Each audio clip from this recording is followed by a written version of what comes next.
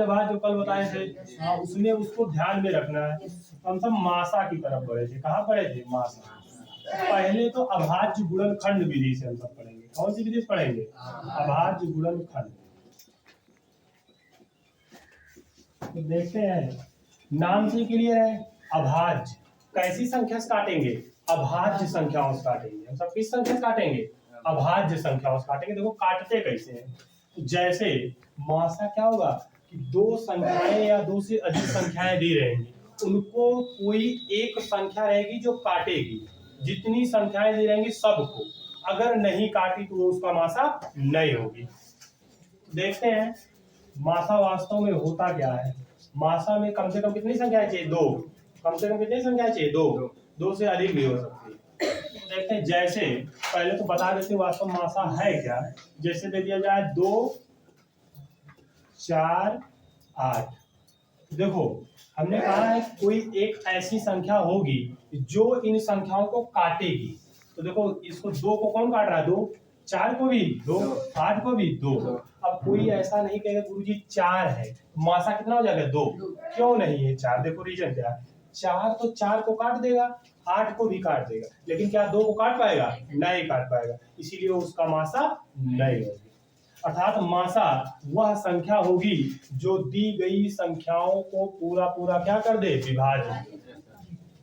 Clear सी बात है। जो दी गई संख्याओं क्या कर दे? पूरी पूरी विभाजित कर दे। देखो निकालते कैसे? अभाज्य गुणनखंड विधि से।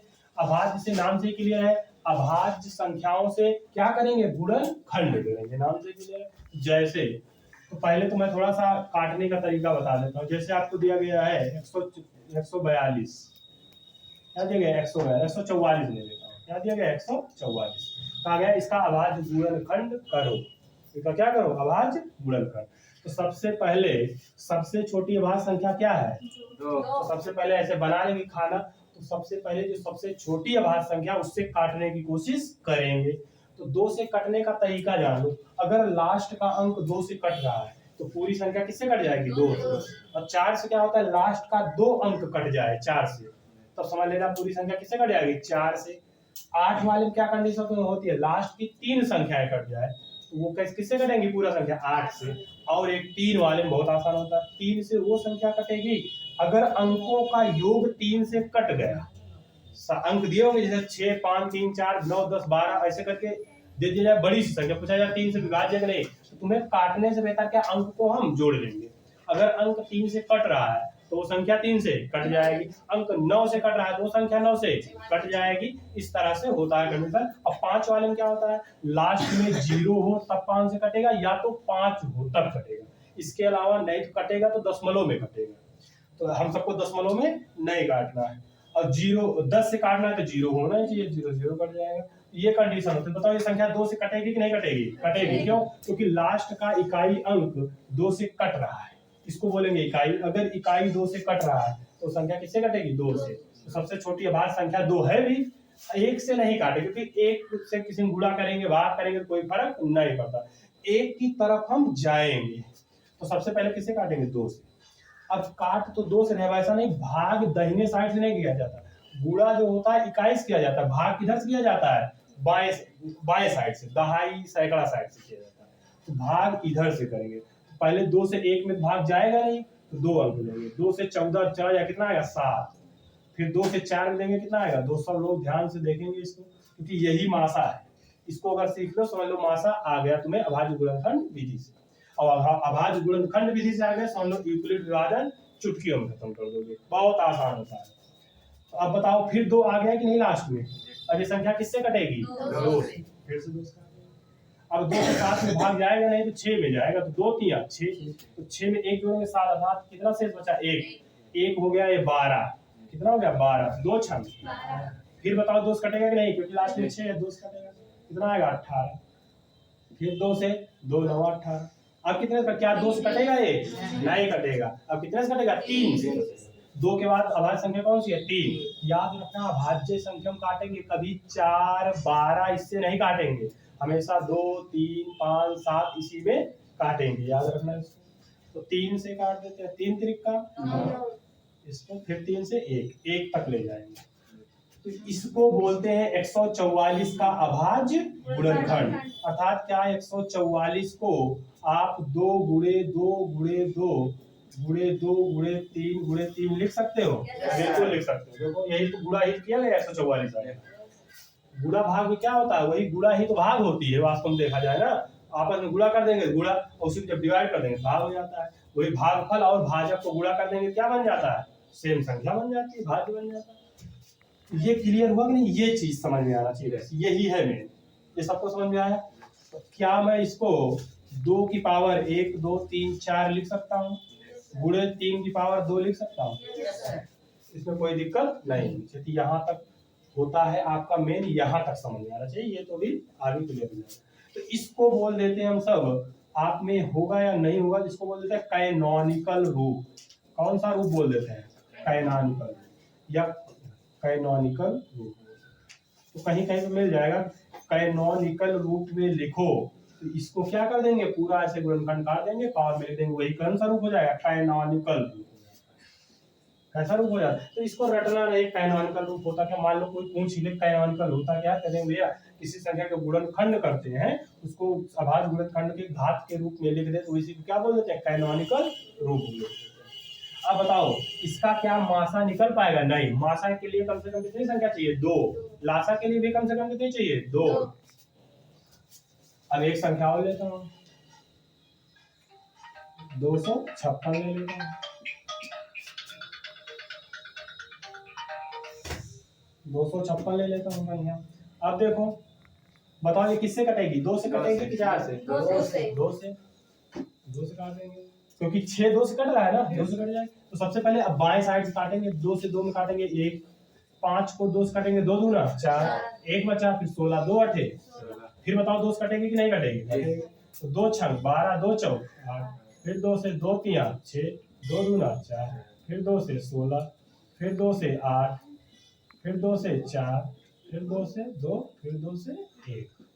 अब क्या 256 को 2 गुणे 2 गुणे 2 गुणे 2 गुणे 2 गुणे 2 गुणे 2 कितनी बार है? 1 2 3 4 5 6 7 8। 1 2 3 4 5 6 7 8 लिख सकते हैं नहीं लिख सकते हैं? और क्या मैं इसको कैनोनिकल रूप में 2 की पावर 1 2 3 4 5 6 7 8 लिख सकता हूँ नहीं लिख सकता? बिल्कुल लिखा जा सकता है ना। अब देखो 2 संख्या मिल गई तुमको, मिल गई नहीं? 2 संख्या अगर कह दिया जाए कि 144 और 256 का मासा क्या होगा, तो मासा में बताए हैं किसी संख्या का मासा निकालेंगे, छोटी से छोटी संख्या होगी या बड़ी से बड़ी मान लीजिए। कैसी संख्या होगी? बड़ी से बड़ी, जो दोनों संख्याओं को काट दे। अगर तुमने 256 ले लिया तो बताओ 256 144 काट पाएगा? नहीं। तो इसीलिए इस रूप में आते हैं। देखो यहाँ से फायदा मिलेगा, जोड़ा देखेंगे। क्या देखेंगे? जोड़ा। एक इसमें से एक उसमें से जोड़ा बना लेंगे, तो वही उसका क्या हो जाएगा? मासा। तो मासा ला एक बार में मैं यहीं पे निपटा देता हूँ। तो मैं मासा लिख रहा हूँ किसका? 144 और 256 का। 144 और 200। तो देखो मासा कैसे निकालेंगे? पहले आप ऐसे भाज्य गुणनखंड में कर देंगे, तो देखेंगे 1 2 यहाँ है 1 2 यहाँ है, तो ऐसे गोला लगा देंगे ना, तो 1 2 यहाँ पे दोनों में लेके रहना चाहिए। किसमें रहना चाहिए? क्योंकि दोनों संख्याओं को काटना है ना। जब दोनों में रहेगा तभी दोनों संख्याओं को काटेगा। फिर आगे बढ़ेंगे, फिर देखेंगे इसमें अभी भी 1 2 है, इसमें भी अभी फिर से एक गुणा का चिन्ह लगा कर दो। सबसे आसान तरीका है।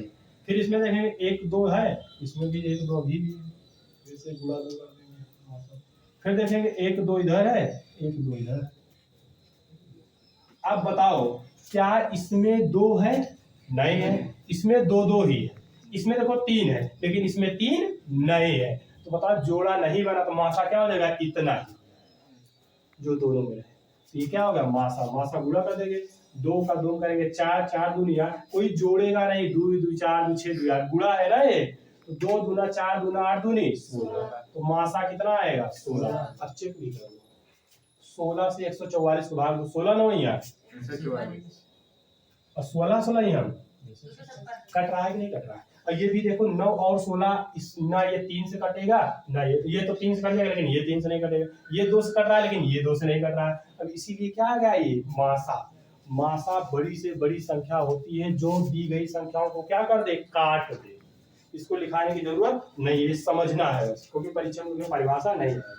ये क्लियर समझ में आया? ऐसे बोला अगर इसी से लासा ही खत्म कर देता हूँ, अगर तुमसे पूछ ले लासा बताओ तो कुछ नहीं करेंगे। लासा में लासा और आसान होता, पहले तो जो जोड़ा है उसको लिख लेंगे। पहले तो जोड़ा 2 गुणे 2 गुणे 2 गुणे 2। अब देखेंगे कि जो बचा है सारा लिख देंगे। इसमें ऐसा नहीं करना है, पहले तो जो जोड़ा है उसको लिख देंगे, बाकी जो बचा है सारा लिख देंगे। अब बचा क्या है? 1 3 2 3, कितना 3 बचा है? 2 3, तो यहाँ कितना लिख देंगे? 2 बार। यहाँ क्या लिखेंगे? 2 बार 3। अभी भी क्या बचा है? 1 2 3 4 बार, 4 बार क्या लिख लेंगे? अब समझ में आया? मासा जो दोनों में रहे, मासा और लासा, पहले तो दोनों वाला लिख देंगे, उसके बाद जो बचेगा उसको भी गुणा कर देंगे, तो क्या हो जाएगा? लासा। अब लासा की परिभाषा कैसे बना सकते हैं? जो बुक में दिया है ऐसे कर सकते हैं कि लासा वह छोटी से छोटी संख्या होती है, क्योंकि अगर ये जितना आएगा उसका दुगुना भी कर देंगे तो इससे कट जाएगा, क्योंकि उसमें किसी भी को गुणा करेंगे क्या हो जाएगा? कटता चला जाएगा। तो ऐसा कह सकते हैं लासा वह छोटी से छोटी संख्या है जो दी गई संख्याओं से कट जाए। दो चीज है, जिन दोनों संख्याओं से भी ये कट जाएगी। गुणा करके देखो, 2 दूना 4 दूनी 8 दूनी 16 दूना 25 दूना 64 दूना 128 दूना 256, 256 नौइया, 256 नौइया, 9 छंग 54, 9 पचे 45, 45 5 50, 9 दूनी 18, 18 5 23, 23 0 4 आएगा। 9 छंग 54, 9 बचे 45, यही आएगा। 9 से गुणा करेंगे तो देखो गुणा कैसे करते हैं, एकदम नॉर्मल में करेंगे। पहले 2 2 को निपटा देंगे, 2 दूना 4 दूनी 8। अरे भैया इसलिए हमने डायरेक्ट 2 2 बहुत तेजी से किया, क्योंकि देखो 2 कितनी बार लिखा गया है? 8 बार। 2 कितनी बार लिखा? 8 बार। 8 बार 2 कितना आया? 256 को भी काटे हैं, इसलिए हमने 256 कर दिया। और फिर उसके बाद देखा 3 लिखा है 2 बार, हमने 3 3 9 से गुणा कर दिया डायरेक्ट ऐसे। 9 छंग 54, 9 पचे 45, 5 50, 9 दूनी 18, 18 5 23, एकदम नॉर्मल चीज है। तो लासा कितना है? 23। आप काट के चेक कर लेना, 144 से 2304 कट जाएगा। 256 से भी 2304 काटोगे कट जाएगा। 256 नवैया 2304 होगा। क्यों ऐसा मान लिए? क्योंकि भैया 256 में ही तो 9 से गुणा किए थे, 3 3 9 से, इसीलिए हमने डायरेक्ट। क्या मुझे 256 पढ़ा पता है? नहीं पता, लेकिन यहाँ से कीजिए है क्योंकि 256 पूरा हुआ था, 9 से ही गुणा किया, वही तो आया हुआ है। अर्थात विशेष से भाग में कितना है? क्लियर से बात हुई ना? हाँ, तो छोटी छोटी बात तो समझेंगे। तो मासा समझ में आया, लासा भी समझ में आया कि नहीं आया? नोट करेंगे इसको फटाक से। फिर मैं एक प्रश्न पुनः करा रहा हूँ, तो उसके बाद घर से 2 3 4 प्रश्न देंगे, फिर यूक्लिड विभाजन में थोड़ा सा। इसीलिए हमने लासा मासा एक तरह खत्म कर दिया एक कई बार, कि आपको दोबारा लासा वासा ना।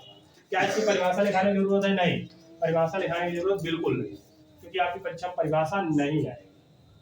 कैनोनिकल रूप में भी लिख सकते हो। देखो अगर कैनोनिकल रूप से लासा मासा निकालना तो डायरेक्ट ऐसे भी कर सकते हो। एक बार देख लेते हैं कैनोनिकल रूप से कैसे। तो अगर मासा निकालना है तो कम घात वाला का गुणा होगा।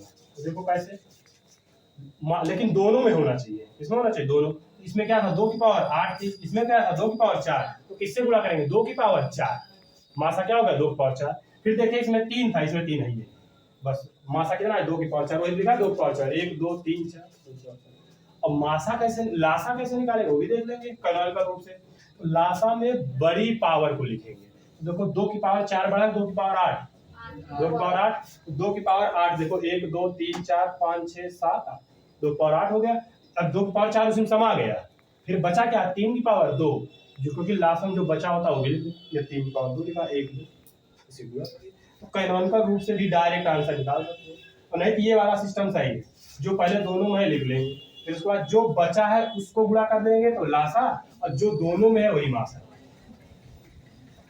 इसकी एक विधि और होती है, पहले इसको नोट कर लो। फर्स्ट विधि, अभी संक्षिप्त विधि बता देंगे। ये पहली विधि थी गुणनखंड विधि थी, अभाज्य गुणनखंड विधि। अभी संक्षिप्त विधि भी अभाज्य गुणनखंड विधि द्वारा होता है। भाग विधि, तीनों तरीका हम बताएंगे, जिससे आपको तीनों क्लियर हो जाए। सब लोग नोट कर रहे हो? साफ सुथरा से नोट किया करो घर पे। तो अब दूसरे का लिखेंगे संक्षिप्त विधि। मासा को हम सब 3 विधि से पढ़ेंगे। आपके स्कूल में डायरेक्ट यूक्लिड विभाजन पढ़ाया जाता है, उसमें आपको मासा वासा के बारे में नहीं जानते, पहले हम सब मासा के बारे में समझ लेंगे। तो सेकंड मेथड डालेंगे संक्षिप्त विधि। संक्षिप्त विधि मासा पढ़ाया गया होगा, लासा पढ़ाया गया होगा, लेकिन यूक्लिड विभाजन से ज्यादातर स्कूल वाले पढ़ा देते हैं, तुम्हारे चैप्टर खत्म करते हैं, बाकी नहीं पढ़ाते। तो ये तीनों विधि जान लेंगे पहले संक्षिप्त विधि। अब संक्षिप्त विधि भी 144। अब बताओ आंसर सेम आएगा ना, वैसा थोड़ी कि विधि अलग तो आंसर अलग, ऐसा कोई बात नहीं है, आंसर सेम आएगा। 144 लिखेंगे, 256। अब एक कटघरे में लिख देंगे, अभी तक जो अलग अलग लिखते थे कहाँ लिखेंगे, एक में बस एक हंसिया बनाएंगे उसमें लिखेंगे। अब लेकिन ये देखेंगे कि जो दोनों संख्याओं से कटे वही से काटेंगे। तो देखो पहले 4 भी 2 से कट रहा है, 6 भी किससे कट रहा है, 2 से। तो किससे कट जाएगी पूरी संख्या, 2। 2 7 14, 2 दूना 4, ये भी कितना आ गया 128। काट देंगे, 2 1 2 दूना 4, 2 2 4 2 8 16। फिर अभी देखो 2 से कट रहा है, ये याद रखें कि दोनों संख्याएं कटनी चाहिए, ऐसा नहीं एक कट गई बस काट दिए, वो लासा में करते हैं। निकाल क्या रहे, मासा। फिर 2 से काट देते हैं तो 36 हो गया, ये कितना हो गया, 2 6 12 64। फिर 2 से काट देंगे, अभी फिर से 2 से कटेगा ना ये, तो 2 से 18 दूना 36, 32 दूना 64। फिर किससे काटेंगे, 2 से, 2 9 18 16।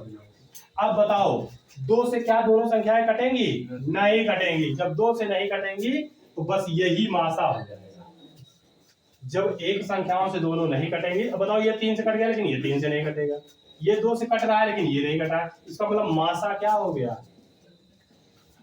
2 गुणे 2 गुणे 2 गुणे 2। मासा कितना आ गया, 16। वही आया था कि नहीं आया था, 16 आया था। अगर लासा निकालना है इसको भी काट देंगे, पहले 3 से काटेंगे फिर पूरा काटते हुए लास्ट तक जाएंगे, तो हम सब मासा पहले लगा देंगे।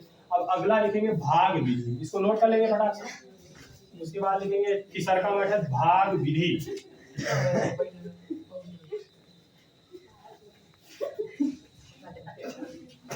तीसरा मेथड लिखेंगे भाग विधि। नोट करो, थोड़ा तेजी से इसको नोट करते हैं, फिर भाग विधि करेंगे दोनों। जाओ पीछे देखो। अब भाग विधि, इसको मिटा दें। अब तीसरा मेथड लिखेंगे भाग विधि। ये बहुत इंपॉर्टेंट है भाग विधि ना, ये बड़े से बड़े सवाल को खत्म कर देगा बड़ी जल्दी। मुश्किल से जितना आप इसमें काटोगे इसमें डायरेक्ट आंसर, क्योंकि कभी कभी जैसे अंक बड़ा दे दे 15,922 और कुछ दे दिया जाए बड़ा, तो बड़ा अंक अगर दे दिया गया तब कहानी क्या है, गड़बड़ है। तो इसीलिए भाग विधि वहां काम आती है। भाग विधि देख लेता हूँ, 144 को कितने भाग विधि में याद रखना है, छोटी संख्या से बड़ी संख्या को काटेंगे। छोटी संख्या से क्या करेंगे, बड़ी संख्या को काटेंगे। छोटी संख्या से काटता हूँ 144 को इतनी बार। अब देखो भाग देने का तरीका बता दें, क्या तुमको 144 पढ़ना पता है, नहीं, तो तुम 144 में जो पहला अंक पकड़ो, पहला अंक कितना है, 1, पहला अंक कितना है, 1। अगर 1 2 लगभग मिल जाए तो 2 अंक पकड़ लो, क्योंकि 2 अंक तक पढ़ना सबको याद होता है। तो देखो ये कितना है, 14, 14 पढ़ना पता होता है नहीं। अगर इसका 2 अंक ले रहे हैं तो इसका भी 2 अंक लो, ये कितना है 25, तो 14 दूना 28, ज्यादा हो जाएगा, कितनी बार जाएगा, 1 बार। तो 1 बार कितनी बार ले जाएंगे, 1 बार। अब 1 बार ले जाएंगे, याद रखना इसका गुणा इसमें करके यहाँ लिख देते हैं, ये करते हैं, इसका गुणा इसमें करके यही लिख देते हैं। तो 1 का गुणा 144 में होगा तो 144 ही होगा। अब इसको माइनस कर देते हैं, भाग में क्या कर देते हैं, माइनस, घटा देंगे। 6 में से 4 जाएगा 2, 5 में से 4 जाएगा 1, 2 में से 1 जाएगा 1, 112। अब फिर से भाग विधि याद रखेंगे, फिर से 112 को 144 से देंगे, मतलब 112 से अब 144, जो भाजक रहेगा, जो शेष आएगा उससे भाग दे देंगे। क्लियर सी बात है। अब फिर कितनी बार जाएगा, 1 बार, क्यों, क्योंकि 11 है 14 है, 11 के 11 1 बार जाएगा, फिर से 1 बार, 1 से 112 हुआ 112। 4 में से 2 जाएगा 2, 4 में से 1 जाएगा 3, 32। अब 32 से किसको भाग देंगे, 112 ही आएगा ना, 4 2 6 4 1 5। अब 32 से 112 में देंगे तो कितनी बार जाएगा, 3 त्रिका 9, 3 बार, लगभग 4 दूनी 8, 4 3 12, 3 बार जाएगा ना। देखो 3 त्रिका 9, कितनी बार जाएगा, 3, तो 3 दूनी 6, 3 त्रिका 9, अब कितना आ गया 12 में से 6 गया 6 16। अब 16 से बताओ 32 कट जाएगा कि नहीं कट जाएगा? 16 दूना। तो जहां पे जो संख्या लास्ट में काट दे वही क्या हो जाएगी? मासा। तो मासा कितना आ जाएगा? 16। तो देखो सारी विधि से वही आएगा। ये विधि क्या होती है? अगर कोई तीसरी संख्या दे दी जाए तो 16 से उस संख्या को भाग देंगे, जहां पे काट दे फिर तीसरी की संख्या भाग देंगे। तो पहले ये दो संख्याओं के बारे में तो भाग विधि समझ में आया? भाग विधि समझ में आना चाहिए। आज मैं इस पर 4-5 सवाल सिर्फ लिख